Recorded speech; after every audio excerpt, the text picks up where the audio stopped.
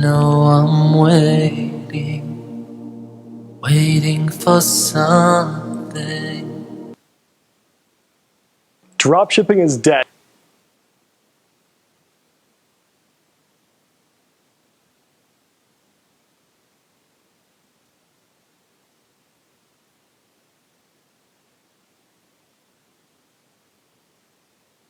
Something to happen to me. This waiting comes with trials and challenges. Nothing in life is free. I wish that somehow you tell me out aloud that on that day I'll be okay. But we'll never know, 'cause that's not the way it works. Help me find my way. My Lord, show me right from wrong. Give me light, make me strong. I know the road is long. Make me strong. Sometimes it just gets too much.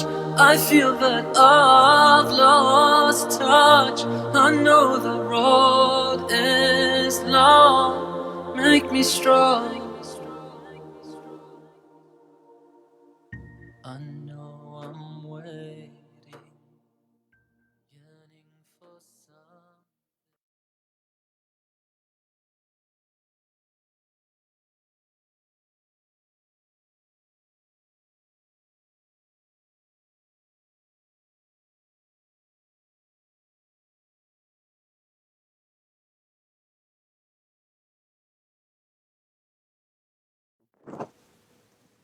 Assalamualaikum warahmatullahi wabarakatuh. Alhamdulillahilladzi an'amana bi ni'matil imani wal islam wa nusalli wa nusallim ala khairil anam sayyidina wa maulana Muhammad wa ala alihi wa sahbihi wasallam. Kita bersyukur kehadrat Allah Subhanahu wa taala dengan nikmat yang paling tinggi, yang sangat berharga, iaitu nikmat iman dan juga nikmat Islam. Tuan-tuan dan puan-puan, saya betulkan sedikit. Okey, naik jadi nampak macam tinggilah pula. Okey, betul ya. Alright. Kita bersyukur kehadrat Allah Subhanahu Wa Taala atas nikmat iman dan juga nikmat Islam. Selawat dan salam kita utuskan buat baginda sallallahu alaihi wasallam yang telah memperjuangkan kehidupannya untuk memperkenalkan kepada kita tentang Islam, tentang penghayatan Islam, tentang keindahan dan juga kehebatan Islam terhadap kita. Okey, tuan-tuan puan-puan, hari ini saya bersama dengan Dewan Dakwah Majlis Dakwah Negara. Setiap hari setiap hari Selasa, tak juga kan. Jadi kita ada berkalakan setiap hari. Setiap hari kita ada tazkirah pagi ya. Yang dikendalikan atau yang dianjurkan oleh Dewan Dakwah Majlis Dakwah Negara. Terima kasih kepada orang kuat kita Wan Muhammad Haris ya, yang setiap pagi tuan-puan dia akan mengetuk penceramah-penceramah untuk memastikan bahawa mereka live ya. Dan pagi ini ada sesuatu bingkisan yang kita nak kupas, kita nak bincang, kita nak bicarakan, iaitulah tentang bingkisan lapangan ataupun pentas di mana kita berada sekarang ini, iaitulah di social media. Jadi social media ini tiada akhlak ke kan? Bagaimana? Ini adalah sambungan daripada siri yang sebelum ini. Yang sebelum ini siri yang pertama, yang ini adalah siri yang kedua dan saya kira ini adalah antara siri yang terakhir. Tuan-tuan puan-puan, pada pagi yang indah hari Isnin ini, apa kata kita bersedekah dengan amal baik, iaitu jadilah tangan yang di atas. So macam mana nak bersedekah? Bersedekah dengan kebaikan, tak semestinya dengan keuangan. Kita tekan sahaja butang share. Punat share tu kan kita tekan, tak sakit, tak apa, tak ada guna tenaga pun. Saya yakin kalian yang dah faham tu, dia dah siap-siap dah awal-awal lagi dah share kan. Baik, terima kasih, tekan butang share. Mudah-mudahan kita memeriahkan dunia media sosial kita ataupun social media ini dengan kebaikan-kebaikan supaya mereka semua dibangkitkan ataupun dijelaskan, terbina warga maya kita, warga social media kita itu dengan akhlak-akhlak yang baik ya. Jadi tekan sahaja butang share, baca bismillah terlebih dulu dengan nama Allah. Bukan kita nak riak kan, nanti kan orang kata tekan butang share ni yang boy nak tunjuk lah tu dia dengar benda-benda ni kan. Tak macam tu. Kita niatkan dalam hati kita, kita nak mendapatkan kebaikan buat diri kita dan juga Allah, dan kita nak jadikan apabila kita berada dalam social media ini satu amalan ataupun nak simpan kita punya apa kata tu, pelaburan lah kan, buat akhirat kita. Jadi kita tekan butang share, dan insyaAllah bersama dengan Dewan Dakwah juga kita ada saluran ataupun channel untuk kalian bersedekah daripada sudut keuangan untuk dana tabungan kita.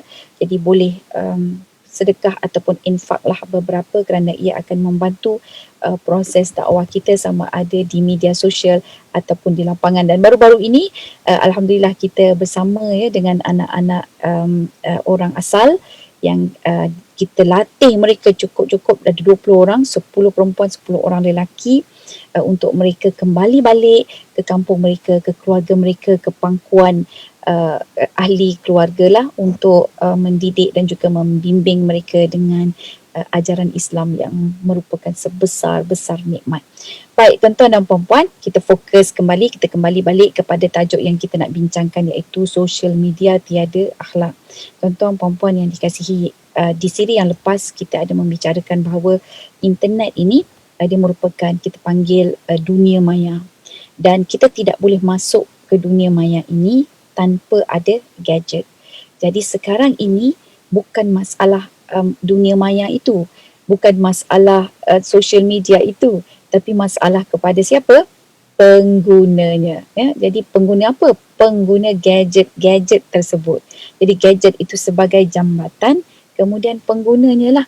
Jadi hari ini kita nak membicarakan pula tentang apakah dia sikap-sikap dia yang boleh menjadikan social media itu berakhlak ataupun tidak. Jadi kalaulah ramai daripada kalangan kita seperti tuan-tuan dan puan-puan yang menyedari tentang peranan social media ada di dalam social media, insya-Allah social media ini menjadi persekitaran yang baik. Ia menjadi satu bi'ah yang salihah, ya, satu keadaan yang salihah. Untuk siapa-siapa pun masuk, dia akan keluar daripada social media, dia jadi baik. Tapi kalau ramai orang yang tidak baik, orang yang tidak berakhlak berada di dalam social media, saya tak rasa bahawa social media itu akan memberikan impak yang positif pada anak-anak kita.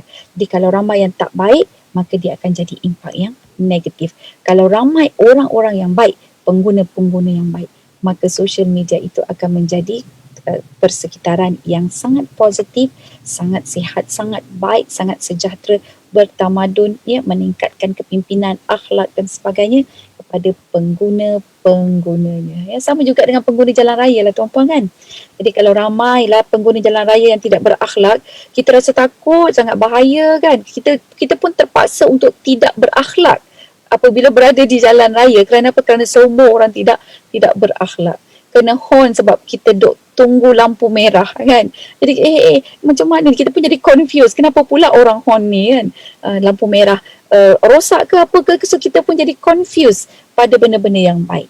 Jadi sebab itu saya secara peribadi tuan-tuan puan-puan menyeru kepada tuan-tuan dan puan-puan, marilah kita sama-sama insan-insan yang baik ini menggunakan social media dengan baik, dan kita menjadi contoh teladan yang baik kepada sahabat-sahabat kita. Sebahagian daripada ulama hari ini ya, dia mengatakan apa tuan-puan, social media ini adalah medan jihad. Sebahagian daripada ulama jiran kita lah, ya, saya pun ada baca sebahagian daripada artikel. Jadi mereka ada menyebutkan bahawa social media ini sekarang sudah menjadi seolah-olah medan jihad. Jadi medan jihad, medan perjuangan. Siapa yang nak lontar kebaikan, siapa yang nak lontar keburukan, kemudian siapa yang nak melindungi perkara-perkara yang baik, ya, siapa yang nak menceburkan diri mereka dalam perkara yang tidak baik. Dia jadi medan peperangan tu, peperangan antara kebaikan dengan keburukan. Maka kita sebagai pengguna social media, kalau kita mungkin tidak memenuhi perkara-perkara ini kan, kita ambil tak kisah, tak apalah, dan kemudian kita kutuk sahaja social media ini, dia tak jadi apa-apalah, tak ada jadi apa-apa, dan malah social media itu makin bertambah buruk lah. Dan kalau kita biarkan, tetap ada penggunanya, tapi pengguna-pengguna yang tidak berakhlak lah tuan-puan ya. Jadi insya-Allah kita niatkan tuan-tuan puan-puan untuk kita berada dalam social media ini supaya dijadikan sebagai satu kekuatan kepada diri kita. Baik, ada 4 perkara kita sebagai pengguna social media nak memastikan bahawa social media ini nantinya ataupun akhirnya menjadi satu keadaan ataupun satu suasana, satu dunia yang penuh sopan, yang penuh berakhlak ya. Okey, walaupun rasa macam mustahil aja kan, tapi ingatlah Allah akan melihat kepada usaha kita, bukan kepada kejayaan yang nanti itu kan. Allah nak lihat apa usaha kita pada hari ini, pada saat ini, pada ketika ini. Okey, ada 4 perkara. Apakah perkara itu? Perkara yang pertama tuan-tuan puan-puan, kita kena pastikan niat menggunakan social media ini untuk apa. Sebahagian daripada kita mungkin kita berniat untuk tunjukkan aktiviti harian kita. Sebahagian daripada kita juga nak tunjukkan apakah pencapaian-pencapaian kita. Sebahagian daripada kita mungkin nak memberi komen ya, ataupun nak mengambil tahu tentang maklumat yang sedia ada.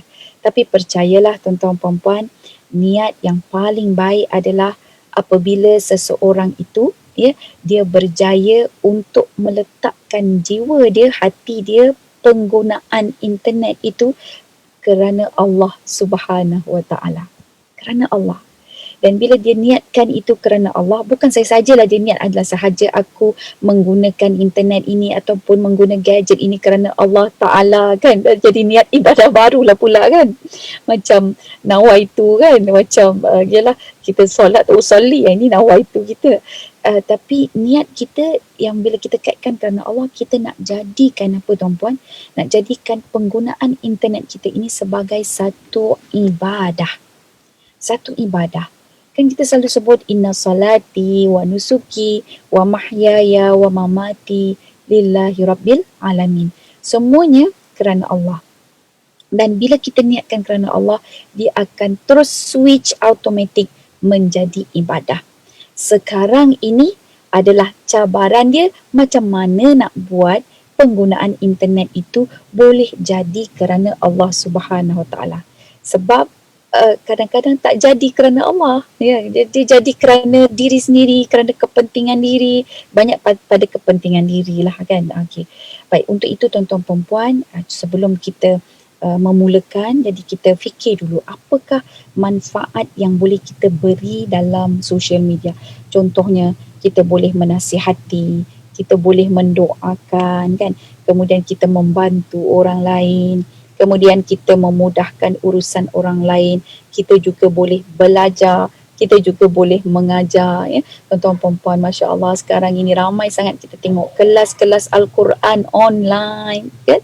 Kita ada juga kelas-kelas kuliah-kuliah online.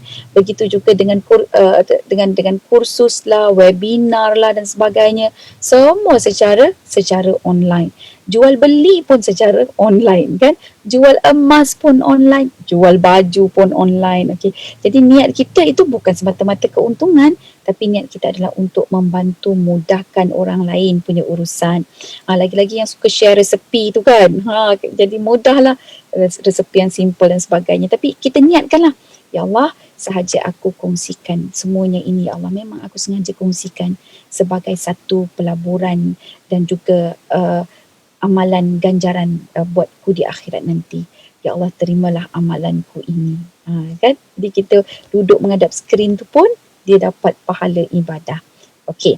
Jadi itu yang pertama, niat. So kalau niat kita jelas kerana Allah Subhanahu Wa Taala, maka kita akan jadi insan yang fokus tuan-puan. Okey, kita ada lagi 15 minit ya. Tengok jam tu. Okey, lagi 15 minit. Baik, seterusnya yang kedua. Sikap yang kedua untuk kita memastikan bahawa social media ini ada akhlaknya adalah sikap diri kita yang perlu untuk sentiasa tabayun dalam penerimaan maklumat. Ya. Jadi kerana tabayun ini dia ada masalah dengan satu lagi lah. Kalau kita tak tabayun, kita akan jadi mangkuk hayun. Kan? Jadi mangkuk hayun.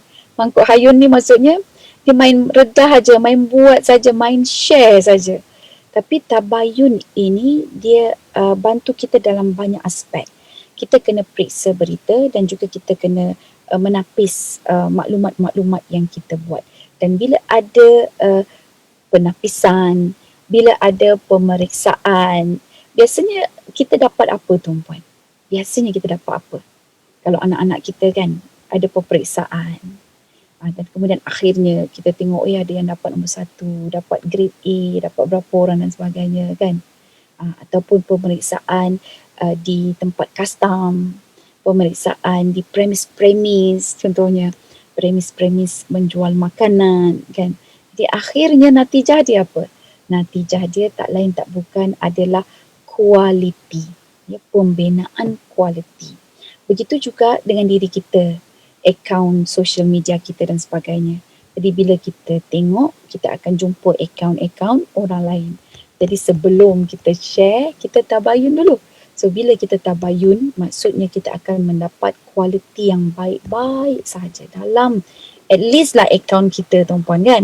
Sebab kalau dalam social media ini, akaun campur akaun, campur akaun, campur akaun, dia jadi social media kan. Kalau tak ada akaun tu, social media, tak adalah social medianya kan. Sebab banyak akaun menjadi satu social media.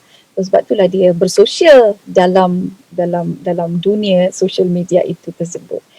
Okey, jadi itu yang kedua, jadi kita kena tabayun.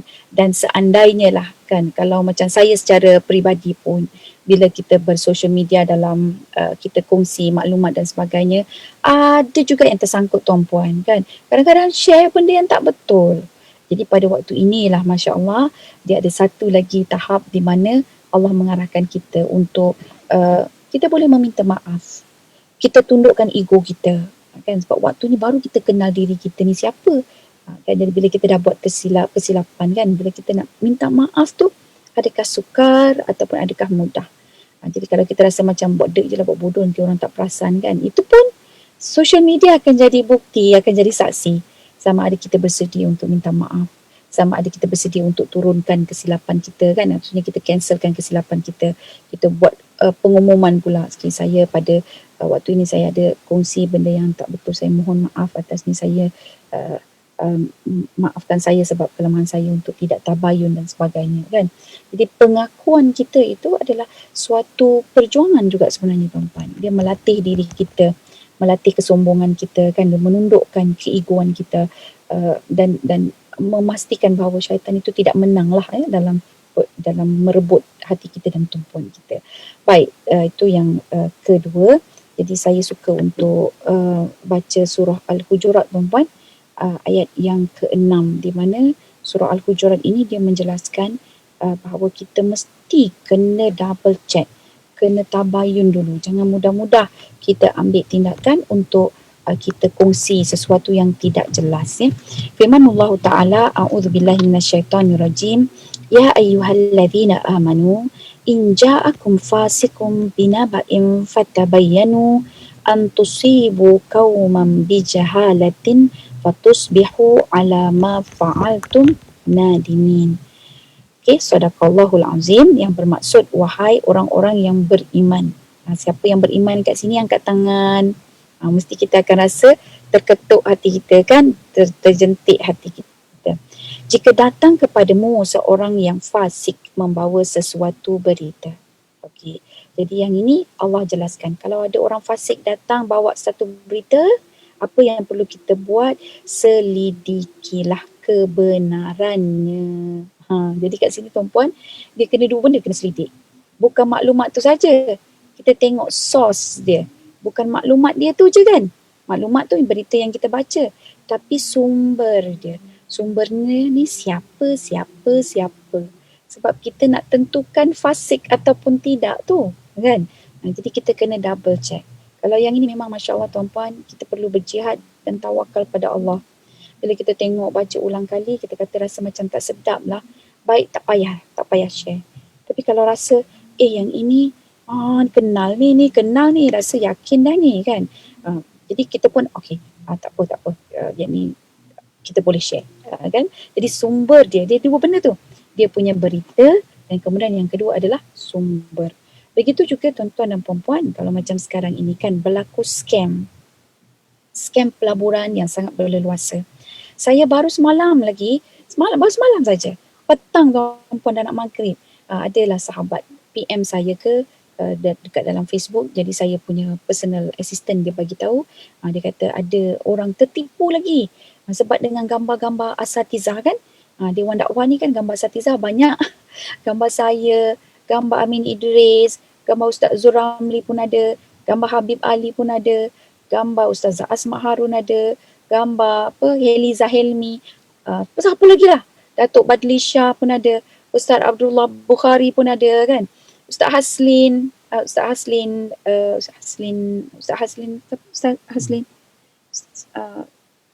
ayah dia nama dia, Ustaz Haslin Bahrin ya. Ustaz Haslin Bahrin pun ada. Jadi ramai tuan-tuan puan-puan yang dia ni telah diambil gambarnya dan kemudian dikatakan bahawa kita semua ini buat pelaburan. Cuma masukkan beberapa ribu nanti boleh menjana beribu-ribu lah lemon katanya. Dan kemudian kata ini betul lah, ini betul. Jangan tuan-puan kan, kena tabayun dulu. Ini lagi kita nak letakkan rezeki yang milik Allah, kan duit yang kita pegang tu adalah milik Allah. Kita selamba-selamba je nak melabur. No. You have to check first. Tengok dua benda. Pertama yang kita dapat tu, ada Ustazah Isfadiyah, kita kata kan. So tabayun, check sumber dia ni. Dan sumber dia tengok kalau misal kata, trading lah apa-apa semua, siap ada logo halal lagi, kelakar tak tuan-puan? Letak logo halal kan. Jadi memang saya dah buat dari portpolis apa semua kan. Jadi kita dah buatlah tindakan-tindakan sepatutnya. Tapi bukan saya saja. Bukan para asatizah saja yang perlu bertindak untuk tabayun. Kalian pengguna-pengguna juga perlu tengok dan juga tabayun. Jangan mudah-mudah percaya.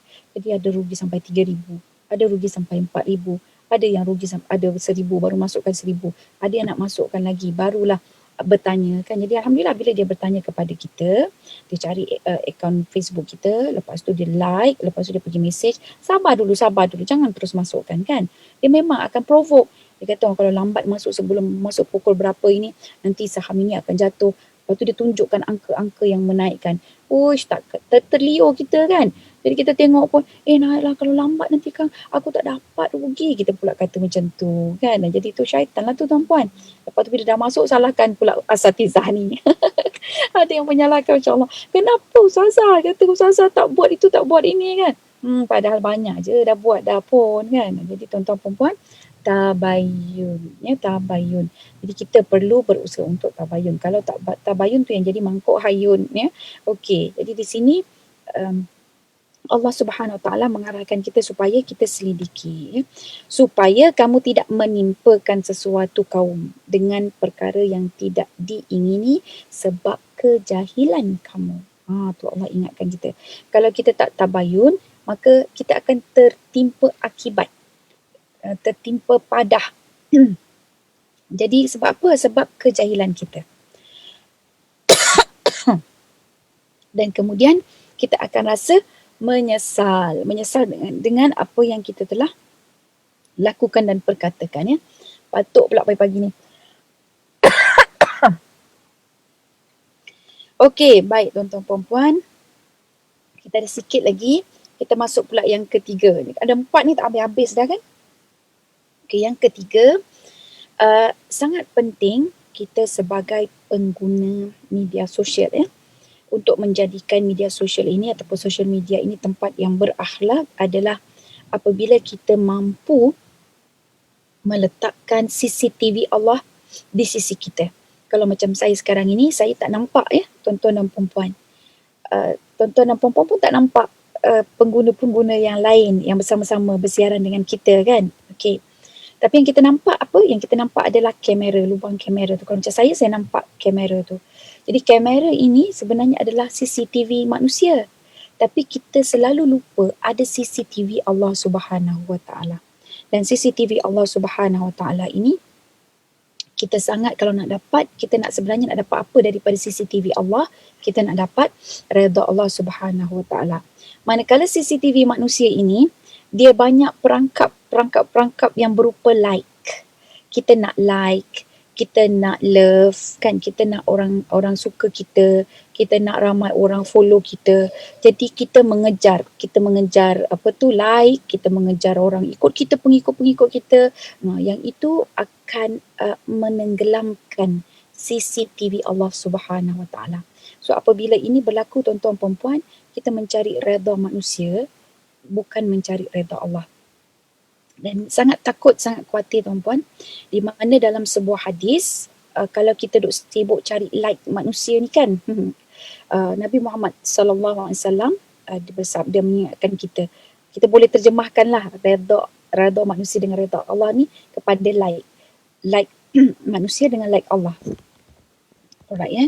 Jadi hadis ini maksud dia, barang siapa yang mencari redha Allah sekalipun memperolehi kemurkaan manusia, maka Allah akan cukupkan kebergantungannya terhadap manusia.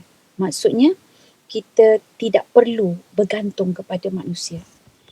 Baik, kemudian barang siapa yang mencari redha manusia walaupun melalui kemurkaan Allah, maka Allah akan serahkan dia kepada manusia. Ya Allah, tuan-tuan, perempuan, ni hadis ni diriwayatkan oleh At-Tirmizi, ya, dan disahihkan oleh Ibnu Hibban dengan lafaz yang berbeza lah. Jadi nak ceritanya, tuan-tuan, perempuan, dia kalau dalam social media ini, dia antara pilihan kan, pilihan redha manusia ataupun redha Allah Subhanahu Wa Taala. So kalau kita kejar redha manusia dengan like-nya, dengan follower yang banyak, kadang-kadang kita perasan tak, kita akan share sesuatu yang tidak bermanfaat pun, ya, tapi kita share dengan benda-benda serta perkara-perkara yang boleh mengumpan like orang. Kita boleh buat orang boleh ikut kita. Itu yang kadang-kadang jenis yang marketing secara keji, ya, marketing secara menghina diri. Memang itu akan banyak likers lah, tuan-puan, kan. Dia ada sesuatu yang agak kita panggil tidak sama dengan norma-norma yang baik, ya.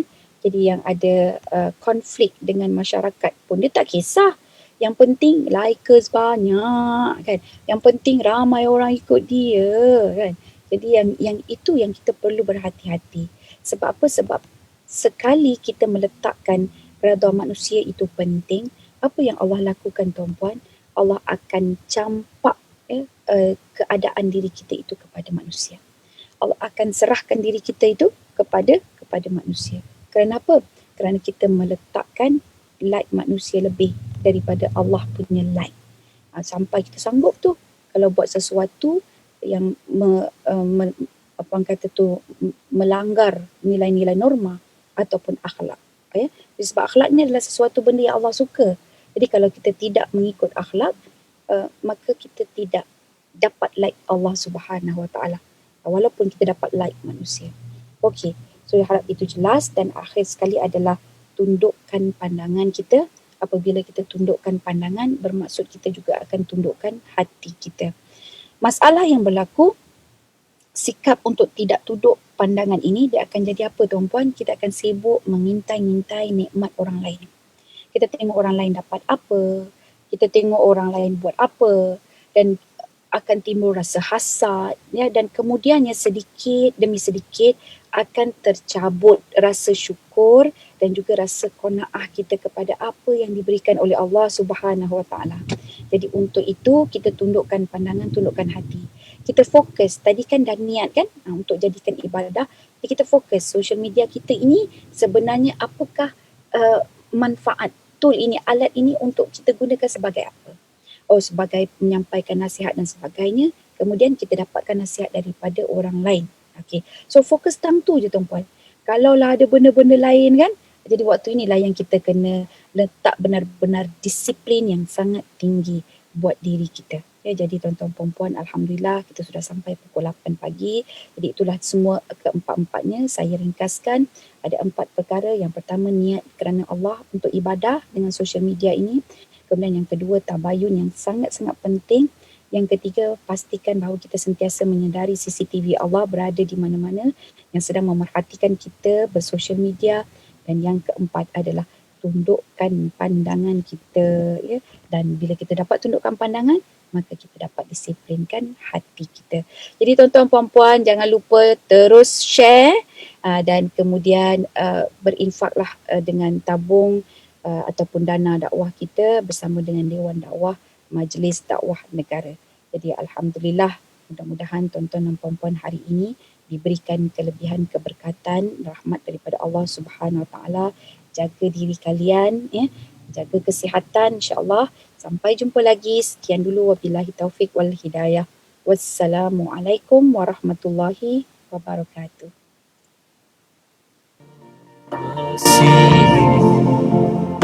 My Lord, show me right from wrong.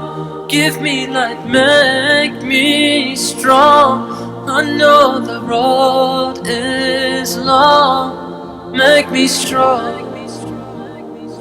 Sometimes it just gets too much.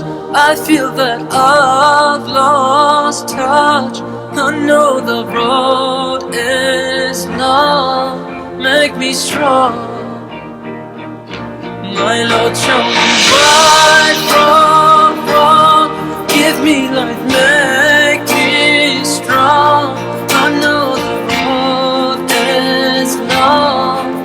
Make me strong. Sometimes it just gets too much. I feel that